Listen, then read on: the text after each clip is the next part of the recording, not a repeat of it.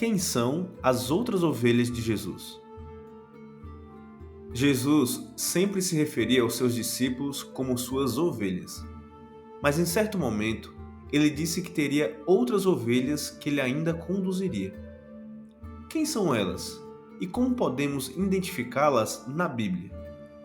Primeiro, vamos observar o texto que mostra essa afirmação de Jesus.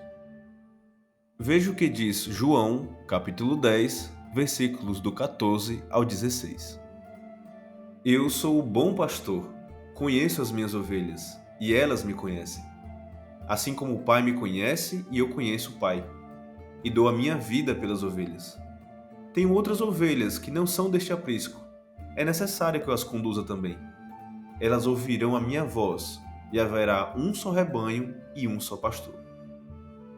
Jesus estava falando com as pessoas por meio de ilustrações que aquele aprisco de ovelhas que o reconhecessem como o bom pastor seria unido a outras ovelhas.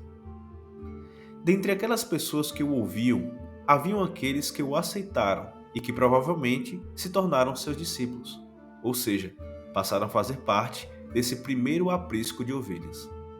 Mas quem eram as ovelhas desse aprisco que Jesus estava formando naquele momento? Quando Jesus estava fazendo uma de suas viagens, uma mulher suplicou a Jesus que expulsasse um demônio de sua filha. Mas note como o que Jesus disse aos seus discípulos antes de ajudar a mulher responde à pergunta de que tipo de pessoas estava sendo formado esse primeiro aprisco. Veja o que diz Mateus, capítulo 15, versículos do 22 ao 24. Uma mulher cananeia, natural dali, veio a ele gritando: Senhor, filho de Davi, tem misericórdia de mim. Minha filha está endemoniada, está sofrendo muito. Mas Jesus não lhe respondeu palavra. Então seus discípulos se aproximaram dele e pediram: Manda-a embora, pois vem gritando atrás de nós. Ele respondeu: Eu fui enviado apenas às ovelhas perdidas de Israel. Jesus foi enviado para as ovelhas perdidas da casa de Israel. O foco naquele momento de sua pregação e de suas realizações milagrosas eram israelitas sinceros que crescem nele. Mas aquela mulher era cananeia, não era israelita. Apesar de a ter ajudado, ela não fazia parte do povo para o qual foi enviado para cumprir sua missão. Isso mostra que o primeiro rebanho que ele estava formando era do seu próprio povo, os judeus. Mas, a partir de que momento então, essa pregação deixou de ser apenas para encontrar ovelhas entre os judeus?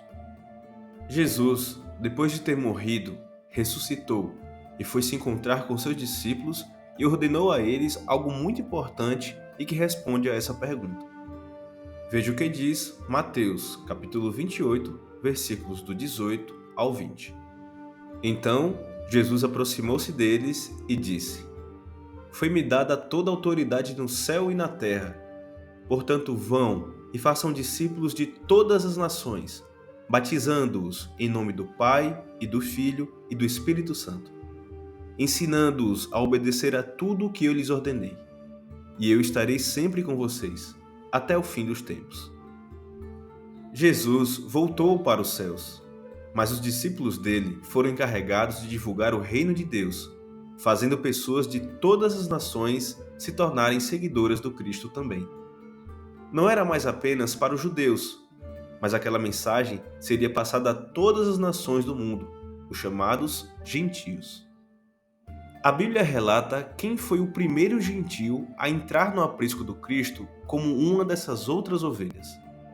Atos 10 fala sobre Cornélio, que foi um centurião romano, ou seja, um não-judeu, descrito na Bíblia como um homem temente a Deus junto com sua família, mas ele ainda não havia sido batizado como cristão.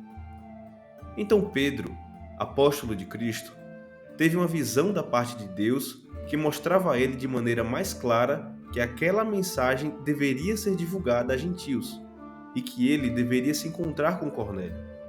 Pedro fez isso e batizou tanto a Cornélio como a sua família. O apóstolo Paulo também fala numa carta aos cristãos em Éfeso, uma cidade gentia, ou seja, não israelita, sobre essa entrada dos gentios como outras ovelhas que se tornaram um só rebanho.